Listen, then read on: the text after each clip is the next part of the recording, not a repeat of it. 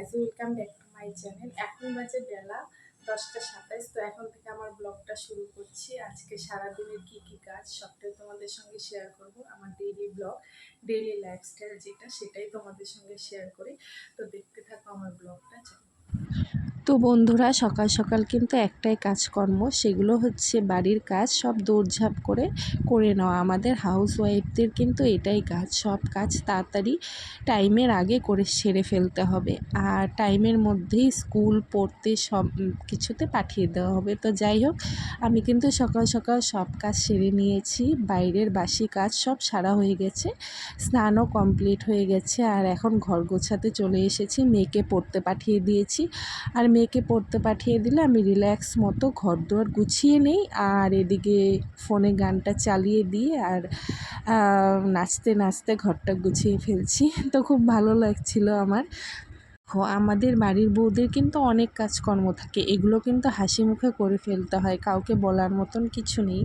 কি করব, নিজের কাজ নিজেকেই করতে হবে, এই কারণে একটু হাসি খুশিভাবে কাজকর্ম করে ফেলতে হয়। আর এই দেখো, সকাল সকাল আমার কিন্তু ঘর দুয়ারও গোছানো হয়ে গেল।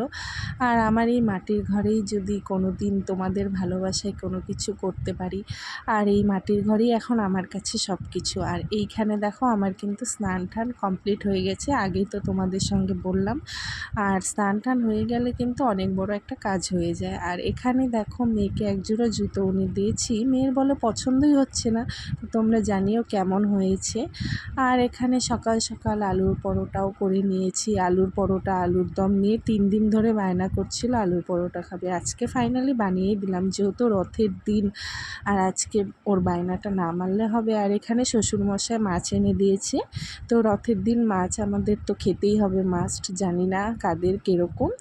আর মাছটাকে কিন্তু আমি কেটে ধুয়ে এনে মশলা দিয়ে একদম মাখিয়ে কাঁচা মাছটাই আমি রান্না করে ফেললাম। কড়াইতে দিয়ে কিন্তু খুব জোরে জোরে নাড়াচাড়া করতে হবে, যাতে মাছটা ভেঙে না যায়।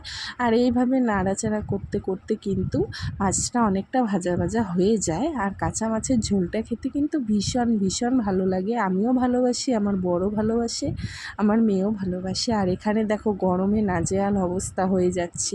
আর এই দেখো, আমার মাছের ঝোলের কালারটা এসেছে, কেমন হয়েছে জানিও। তারপর খাওয়া দাওয়া করে আমরা সবাই বেরিয়ে পড়লাম রথের মেলার জন্য। তো বাড়ির সামনে পুজো হয়েছে, রথ ঘোরাচ্ছিল, আর এখানে খিচুড়ি দিচ্ছিল। খিচুড়ি খেয়ে টেয়ে আমরা মেলায় চলে গেলাম। মেলায় তো প্রচণ্ড ভিড়, এত গরম লাগছিল। ফাইনালি এসে বাড়িতে স্নান করতে হলো। তো কেমন লাগলো আজকে আমার এই ব্লগটা তোমরা সবাই জানিও। টাটা।